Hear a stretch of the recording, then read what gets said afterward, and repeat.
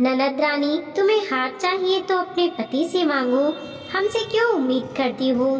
बहू, भगवान ने तुम्हें इतना कुछ दिया है तो दिखावा करने के लिए नहीं दिया है, तो कम से कम अपनी ननद के सामने दिखावा मत किया करो। कम से कम मेरी बच्ची का दिल तो नहीं चलेगा।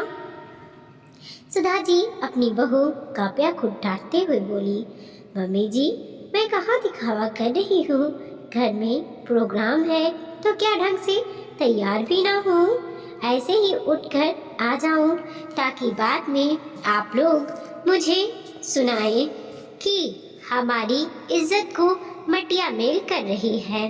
काव्या ने जवाब दिया, तुझे पहनना है तो शौक से पहन, पर अपनी ननद को दिखाने की जरूरत क्या है कि ये सोने का हार है या नकली हार है, या इसकी कीमत क्या है, यह बताने की क्या ज़रूरत है। सुधा जी डांटते हुए बोली, मम्मी जी, मैं खुद को दीदी के पास नहीं गई थी यह बताने के लिए कि मैंने असली हार पहना है या नकली हार पहना है, या उसकी कीमत क्या है। दीदी खुद मेरे पास आकर पूछती हैं और फिर आपको आकर के पता नहीं क्या क्या बोल जाती हैं। आखिर कब तक बर्दाश्त करूं मैं, हर प्रोग्राम में यही होता है। काव्या ने भी जवाब दिया, जब हर प्रोग्राम में यही सब होता है तो क्यों बोलती है उससे, अपनी जुबान को बंद रखा कर खुद का भी मूड खराब करती है और मेरा भी मूड खराब कर देती है। सुधा जी ने कहा, आखिर दोनों सास बहू का मूड खराब हो चुका था। काव्या चुपचाप कामों में जाकर लग गई, वहीं सुधा जी रिश्तेदारों में जाकर बैठ गई, लेकिन अभी भी दोनों का मूड खराब था। आखिर अक्सर यही तो होता था। सुधा जी के 3 बच्चे थे, 2 बेटे और 1 बेटी। बड़े बेटे मनीष की शादी काव्या के साथ, वहीं बेटी मानसी की शादी राजेश के साथ हो चुकी थी, जबकि छोटा बेटा समीर अभी कुंवारा था। राजेश की इनकम ठीक थी, पर बचत के नाम पर ज़्यादा कुछ नहीं था। दोनों पति पत्नी एक जैसे थे, बाहर घूमना फिरना, ब्रांडेड कपड़े खरीदना, फालतू चीज़ों में पैसे खर्च करना उनकी आदत थी। तो भला इतनी बचत कहाँ से हो कि कुछ इन्वेस्टमेंट ही कर सकें।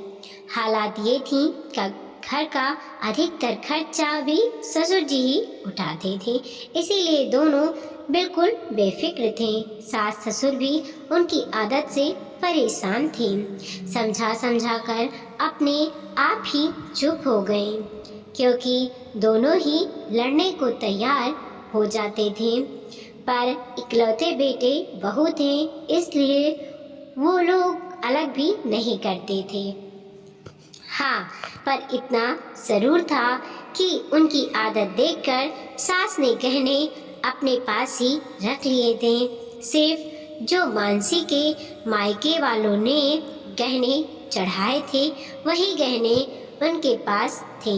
इधर मानसी, मनीष और काव्या दोनों वर्किंग थे।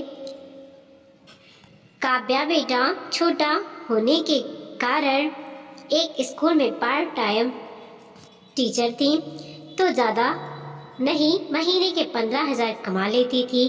दोनों ही शुरू से सोच समझ कर चलते थे। अभी कुछ महीनों से देवर कमाने लगा, तब उसने खुद ही कह दिया कि भाभी की इनकम को घर खर्च में मत करो, हम दोनों भाई मिलकर खर्चा कर लेंगे। मानसी की आदत थी कि वो अक्सर कमियों का रोना रोती रहती थी। उसका हमेशा यही रोना चलता रहता कि मेरे ससुराल वालों ने मुझे गहने नहीं दिए, बल्कि चढ़ाए हुए गहने भी अपने पास ही रख लिए।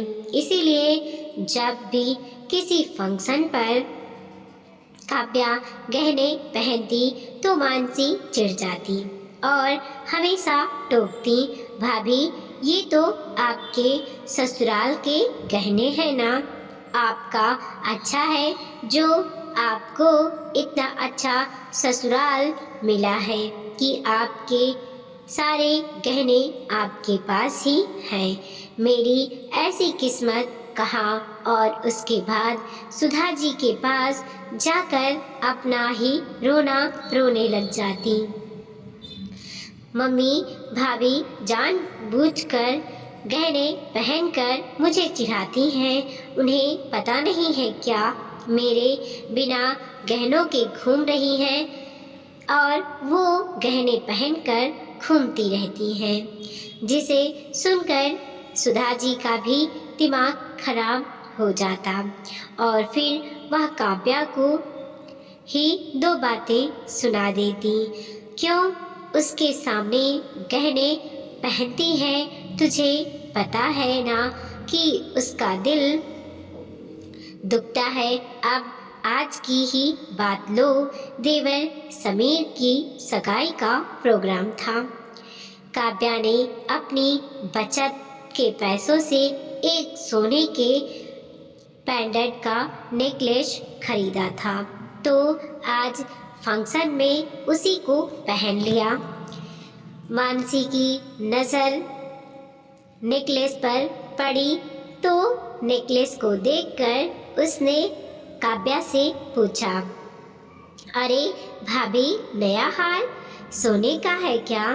उसकी बात सुनकर पहले तो काव्या का मन ही नहीं किया कि जवाब दे, पर जब उसने दोबारा पूछा तो काव्या ने कहा, हाँ दीदी नया खरीदा है।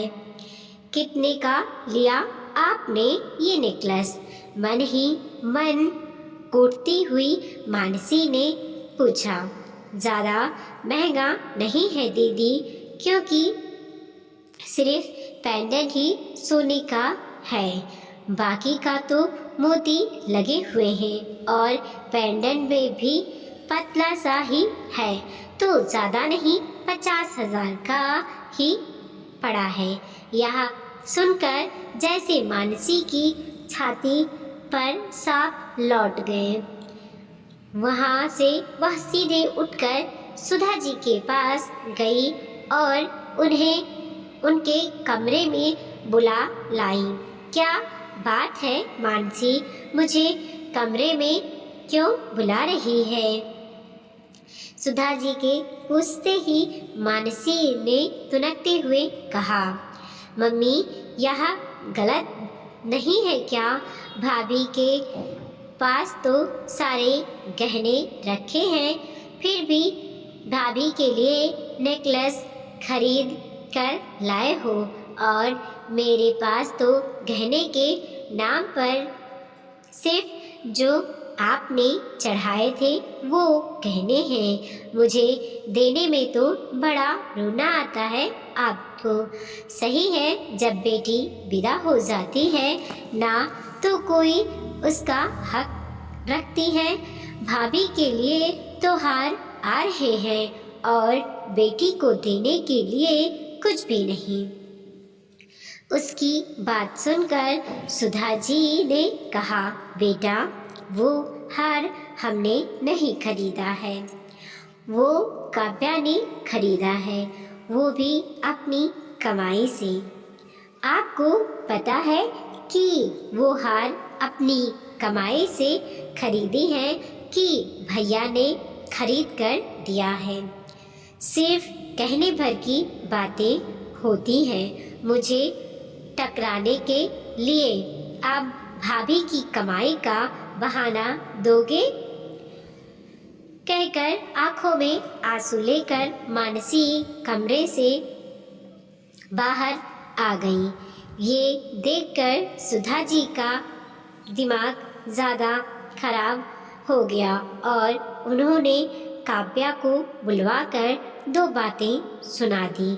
जब ये बात मानसी के भैया को पता चली तो मेहमानों के जाने के बाद जब पूरा परिवार साथ बैठा तब मनीष ने कहा, मानसी, ये हर बार क्या तमाशा लगाती रहती हो?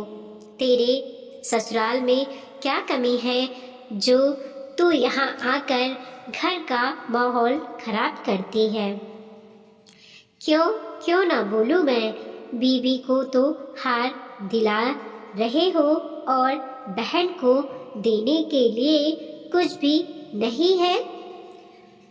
पर यह हार तो काव्या ने अपनी कमाई से खरीदा है। मैंने तो उसे कुछ भी नहीं दिलवाया है। फिर क्यों तमाशा कर रही हो?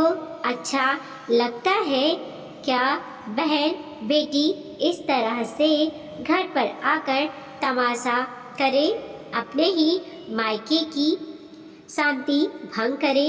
मनीष ने समझाना चाहा। अच्छा, मेरे बोलने से शांति भंग हो जाती है तो मत बुलाया करो ना मुझे।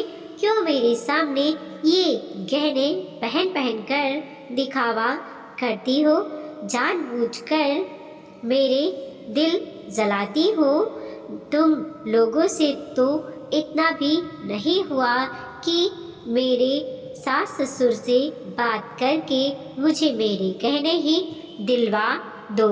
अरे लोग तो अपनी बेटियों के लिए उसके ससुराल वालों से लड़ पड़ते हैं। अच्छा, वैसे तेरे कर्म ऐसे हैं क्या कि हम तेरे लिए वहाँ लड़ने जाएं?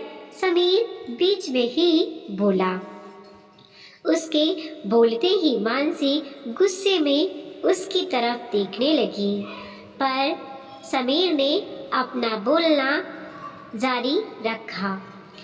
इकलौती बहू होने के बावजूद भी अपने सास ससुर से तूने कभी बनाकर नहीं रखी और हमसे उम्मीद करती है कि हम वहाँ लड़ने जाएं।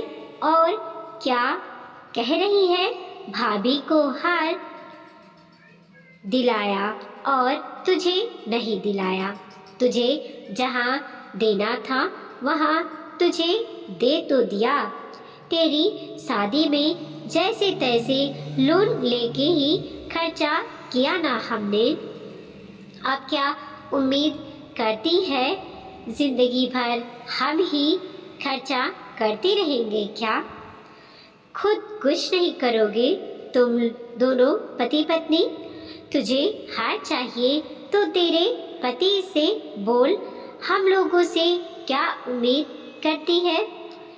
समीर के मुंह से खरी खरी सुनकर मानसी ज़्यादा चिढ़ गई और गुस्से में मुंह फुलाकर अपने ससुराल रवाना हो गई।